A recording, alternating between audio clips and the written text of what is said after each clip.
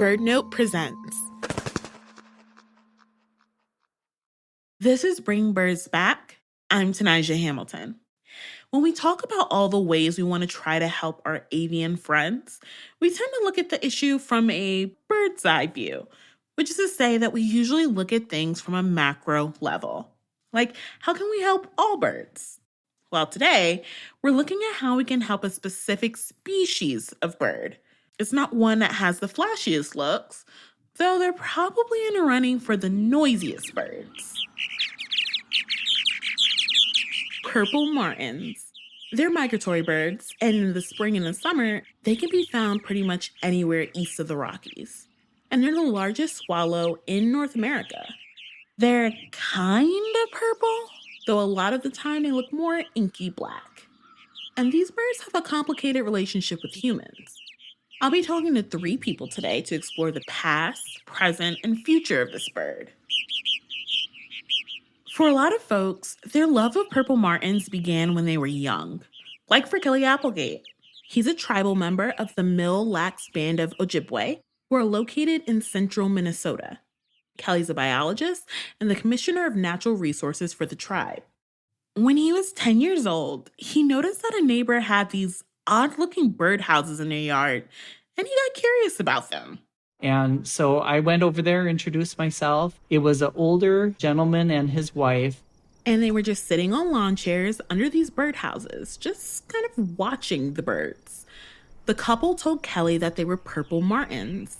And they filled me in. Oh, these are the coolest birds, and we've had them here for years. And then I could see the colony in action. You know, they're very active. They're flying in and out of the holes. They're feeding their young ones. They're bringing in nesting materials. I rushed home, and that weekend we got the birdhouse up. I waited eagerly, and all of a sudden, one of them showed up. There is really nothing like a purple martin when it discovers a new house. And it was flying around, and they kind of do this almost like a screaming thing where they're announcing that they're there, and they're diving through the sky and kind of checking the area out. Unfortunately, because we had the house too close to trees, it was the wrong color. The holes were too small. The bird landed on the house, checked it out a little bit, and then took off back to the neighbor's place to set up residence there. Undeterred, Kelly did some renovations, making things more up to spec for the martins. Like he painted it white so it would stay cooler in the sun. And we put that up, and within a day or so, the martin came back, and he was happy. And he set up residence, stayed in the house, and attracted a mate. And I had my first pair of purple martins then, and there was nothing I was more proud of as a 10-year-old than to have them birds nesting in my yard. At this point, Kelly can't even remember how many houses he's put up, but he's helped a lot of birds. He's taking part in a tradition that goes way back. Native Americans have a rich history with this bird.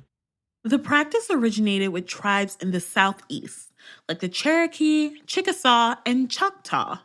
They would use gourds for storing water and dry goods over the winter and whatnot. And in order to use the gourds, they'd have to dry them out, so they'd put them on these racks in the air. But they found that these purple martins were really attracted to these gourds and were starting to nest in them. There isn't much historical record for exactly when and which tribe did this first. But from passed down histories, we know Native Americans quickly found a lot of benefits of having these birds around. A lot of times tribes would harvest berries that needed to dry, would have drying meats or hides or things like that that would attract predators that would come in to try to take their drying goods. The Native Americans found that if they had this purple martin colony, because they're defensive of their nesting area, they would drive off things that would come in and try to steal the community's goods. So they were kind of like a security. Security detail. Yeah, security detail for the tribal community for their foods and materials that they were harvesting. They also served as entertainment, like you could just sit and just like that story I started off with of the elderly couple just out there watching them. It's just mesmerizing to see that and see the social activity of the birds. Another benefit of having the birds around, purple martins eat a ton of insects, something like 250 billion flying insects a year. So they can act as a natural control on pest insects. So those are some of the early benefits that we know that early tribes of North America, the benefits there and the relationship with purple martins. And we still practice those connections. As commissioner of the natural resources here, we make it a point to provide homes for those birds. Indigenous people and purple martins had this truly symbiotic relationship. But then, things changed for the birds when European colonists arrived in America. Western colonialism and westward expansion kind of ruined things for them habitat-wise. This is Joe Siegrist, president of the Purple Martin Conservation Association. But also that existing relationship with humans is what's saved them. Prior to European colonization, purple martins lived alongside Native Americans in the gourds. And they also nested naturally as secondary cavity nesters. They nest in a hole that they didn't make themselves, like woodpecker holes. The colonists saw the purple martins nesting in the gourds that the Native Americans put up and all the benefits the birds brought. And so they thought, that's a pretty good idea, and copied the practice and started putting out gourds and birdhouses too. But then, colonists did two things that would throw everything out of balance for the purple martin. The settlers came west, clearing forests, making a life for themselves, but destroying purple martin habitat in the meantime. And at the same time, European settlers brought over 2 invasive species. The settlers wanted to have birds that reminded them of home. And they thought these same birds might help control pesky insect populations. And so, they unleashed European starlings and English house sparrows into America. They started spreading like wildfire, and the problem with those 2 species is they are also secondary cavity nesters, and they outcompete purple martins for that existing nesting habitat. So even though a house sparrow is half the size of a purple martin, they'll go in there and they will kick purple martins' butts. They will kill adults. They'll kill babies and break eggs. Wow. But they come in and they absolutely take over. And so it was a combination of habitat loss and pressure from these 2 invasive species that led to the current state of affairs, which is east of the Rockies, where 99% of all purple martins are. They don't nest at all in natural habitats. The only place that they can nest and reproduce is in human-provided artificial nesting boxes. Humans were both the saving grace now, but also the cause of the issues that they faced as far as getting nesting habitat.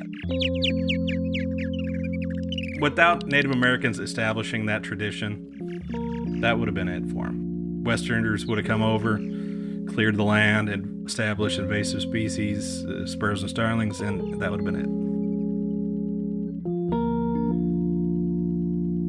It's a complicated history for the bird.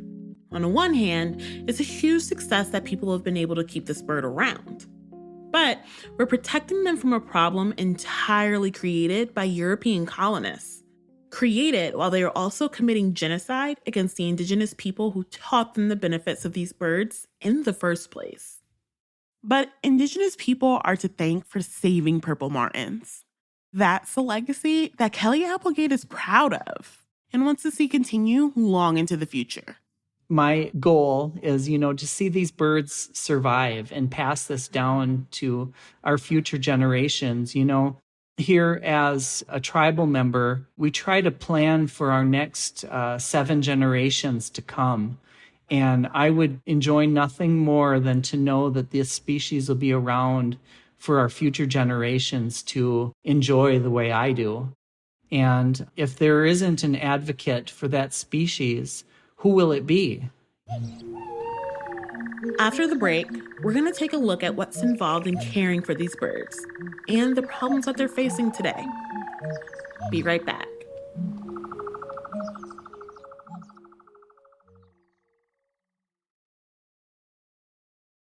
Nowadays, purple martins have kind of a cult following. Like, when you call the Purple Martin Conservation Association, their hold music is the bird's song. And during the winter, when people's purple martins aren't around, they will call and ask to be put on hold so they can hear that song again. And in the spring, when they first hear that song, folks will call us and they're crying because they're so excited that the purple martins are back. Joe and the Purple Martin Conservation Association work with tens of thousands of people who look after these birds. And many of them call themselves Purple Martin landlords. Yeah, the name is less than ideal, I think. Landlord doesn't necessarily have the most positive connotation, especially these days. But whatever your opinion of landlords are, these groups of folks who self-identify as Purple Martin landlords, they wear it as a badge of honor. A big part of what sells people on becoming a Purple Martin landlord, beyond the benefits of them eating bugs and being fun to watch, is just hearing the bird's story.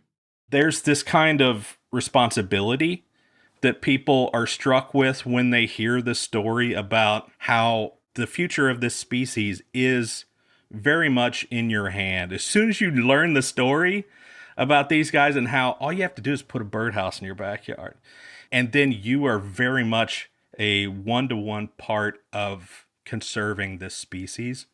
For those that get started, they absolutely start to look at these birds as almost family members. If they've nested in your backyard and they were successful, they will come back the following year, and there's this feeling that this bird went through all of this Herculean effort to fly across the Gulf of Mexico, thousands of miles, braving the wilderness of the Amazon rainforest, all that to come right back to your backyard, to see you again the next year, to nest and raise babies in your backyard. Now, Joe is on a mission to recruit more Purple Martin landlords. He's going to take us through how to be a good caretaker for the birds. Okay. Now we're getting down to it. All right. So being a good Martin landlord, you got to pick the right kind of house. It's a pretty good sized bird, and they can have upwards of 6 or 7 babies in there, which all will get the same size as the adult parents before they leave the nest. So the Purple Martin Conservation Association recommends having nest compartments that are 6 inches wide and 12 inches deep. Deep enough that predators like owls can't reach in with their legs. The size of the hole also matters, so starlings can't fit in. And another consideration for a good martin house? This is a colonial species that doesn't want to be solo, wants to be with other purple martins, the safety in numbers. So you want to have something with, let's say, 6 compartments or 6 gourds or more. Once you've got a house picked out, it's important to pick a good place to put it. The most important thing is putting it in an area that's relatively free of trees. They have kind of a sense of security if there's open space around their colony. Their biggest predators are probably hawks and owls. And if there are tall trees nearby, there's just inherent hiding spots for those predators to hang out. So usually what I tell folks is if the nearest tree would fall and hit it, the tree's either too close or too tall. So your martin house is up and it's in the perfect spot, and you get your first tenants. The work doesn't end there. It's important to monitor the colony. If you've got a purple martin house, you're probably gonna be watching it every day just because it's interesting. But at the very least, we say take a peek once a week. Lower the house down, just take a look in there. Something seem weird? Are they covered with parasites? Are they not getting fed enough? I don't want to imply that these birds are, constantly needing babysitting attention. Really, the most important thing you can do above all else is to make sure that sparrows and starlings don't get established first and don't take over. So if you see sparrows start to put some pressure on things, trying to build, pull out their nest. Beyond that, once the purple martins get started, they do a pretty good job taking care of themselves. Do people feel bad about pulling out the sparrows and the starlings? Like, to stay on key, we're evicting them as a landlord. Yeah, exactly. Yeah, I mean, there are elements of that. But, in conservation, you have to make choices based on the native species that's at need. And the sparrows are an invasive species, and they wreak havoc with the natural ecosystem. So they'll find somewhere to nest. They'll go nest in the gutter of your house. They'll go nest in a garbage can, whatever. The problem is purple martins won't go nest somewhere else. They got to have what you've got in the backyard. Like Kelly, Joe thinks a lot about the future of purple martins, which brings us to a hard truth about purple martin landlords.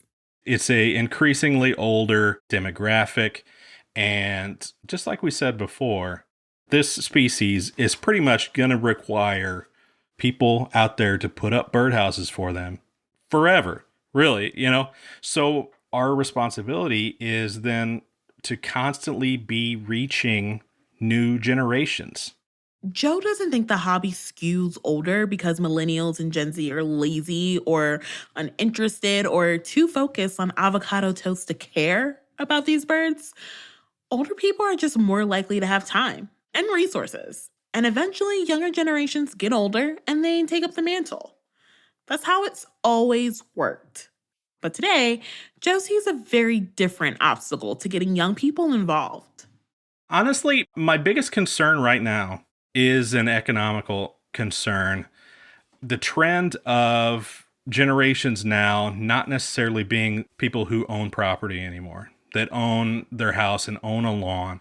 There's so much of a trend towards renting right now economically to where that really is a concern to me, because this requires putting something out in the yard as a big birdhouse, and landlords, not the positive connotation of the purple martin ones, but the ones that are actually own the property that we're trying to do this, they may not be amenable to that. Or since whoever's living on that property renting doesn't necessarily have this identity like this is my spot, then they may not have that notion to put something that's more of a permanent feature of the property.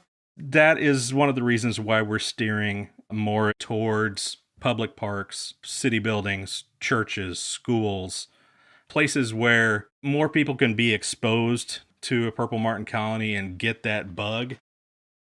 This approach of martin houses on shared communal spaces means more people can get to know these charismatic birds, generating interest in the practice. And it also means anyone can help manage these community colonies, regardless of whether they own property. This has helped bring younger landlords into the flock. Like, a lot younger. I am from Austin, Texas, was born and raised here. I've put up 2 purple martin colonies now, and I'm in the 8th grade. This is Kieran MacDonald, the Doogie Howser of purple martins. Kieran became obsessed with the birds 3 years ago when he was in the 5th grade. His mom's boss invited the family to a purple martin roost party with the local Audubon chapter in a suburb just north of Austin. As the martins migrate to and from Brazil, they join up and roost together in groups of hundreds of thousands of birds. Kieran got to watch a massive flock of martins murmurate around at dusk, and it felt magical. You get there and it's like sunset, and then kind of all of a sudden you see up in the sky maybe just 100 or so birds, and they start circling around the area where you are. And then slowly over the course of the next 30 or so minutes, birds will trickle in, and then you end up with hundreds of thousands of birds circling over your head, diving and swooping. One bird moves, and then all the rest of the birds follow it. It's not like you're watching 4,000 individual birds. It's like you're watching a collective of 4,000 birds that are thinking the same way and doing the same thing. How like in harmony and connected each individual bird is with the rest of the birds. And it's amazing. After Kieran saw this avian spectacle, he started talking to the Audubon leaders. They told him the story of the Martins and how they come to rely on people for housing. How, without enough people continuing to practice, we'd lose the birds. It seemed hard to process that 400,000 birds in one spot, that they were in danger of not becoming a viable species and staying around. The Audubon folks told Kieran about being a purple martin landlord and what makes a good spot for a purple martin colony. But Kieran's family home wasn't really a good fit for the birds, so he started brainstorming on what would be better. So, I was thinking about where are places where there's a lot of open fields. You're going to see humans, but they're not going to be too terribly close. And then he had an idea. His elementary school. Because a lot of schools have these big open grounds with lots of space, and there's, sports fields. So that kind of seems like the natural place and a great place to put a martin colony. Kieran didn't waste any time. He put together a little presentation for his school's eco committee about why this project is a great conservation opportunity. And they loved the idea. He organized a fund drive at the school for the cost of the martin houses and raised over $1,200. You have to be so proud of yourself and proud of your community and your classmates for kind of rallying behind this cause. Was that really cool to see for you? Yeah, it was really interesting because you can make a lot of things happen with just getting everyday, ordinary people to step up and care. Finally, Kieran got the purple martin housing all installed and set up, ready for when the birds got to Austin. And then one day in the spring, Kieran and his parents walked up to the field to check the colony. And we saw, that silhouette of a bird. And we had a pair of binoculars with us, so we pulled them out and we're looking at it, and it was moving around. It was actually a martin. It was a very happy moment. Our project had come to fruition, and now we would have the chance to actually help martins. Today, Kieran is a middle schooler, and he's in the Scouts BSA, formerly known as the Boy Scouts. And recently, he was thinking about projects to earn his Distinguished Conservation Service Award. And he thought, you know what this middle school needs? A martin colony. He convinced the principal, raised more money, took everything he learned from the first colony, and setting up this new one just in time for spring. And he worked with one of the science teachers at the school to take the project even further in an elective called Animal Studies. They have a big unit on birds where they learn about bird anatomy and, how birds behave, things like that. And so maintaining the martin colony and learning how to be a purple martin landlord is now integrated into that class. It's, I think, one of the best ways to kind of see wild birds and keep them wild, but you also get to see how they grow up and develop and fledge, and it's very interesting. Whereas, when you go birding, you're seeing a bird at one snapshot in time, right? So you're looking at one bird at one time, and that's what it's doing on that particular day. But if you're taking care of a martin colony, you kind of get the whole history from the egg all the way up to the fully grown bird. Thank you so much, Kieran. I want to make sure that you absolutely can see your impact in this space. There's so many people, it seems, who would never even think about purple martin if you hadn't first brought it up and advocated for them. So I hope you're proud of yourself, and I hope you see how many people are now sold on these birds and want to help them and bring them back. And that's in part because of you. Thank you so much for having me on. I really appreciate it. Kieran MacDonald is getting ready to graduate from middle school, and he's pretty focused on handing over the reins to the martin colony there. But some of his friends in the Scouts are thinking of doing similar projects at their own schools. And if that happens, Kieran will be there.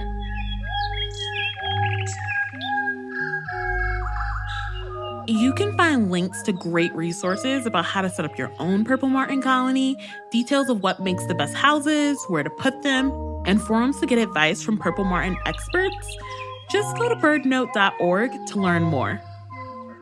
Bring Birds Back is produced by Mark Bramhill and me, Tenijah Hamilton. Sam Johnson is our production assistant. We're edited by Oluwakemi Alade-Suyi and Allison Behringer of Rough Cut Collective. Our fact checker is Connor Guerin. Our content director is Allison Wilson.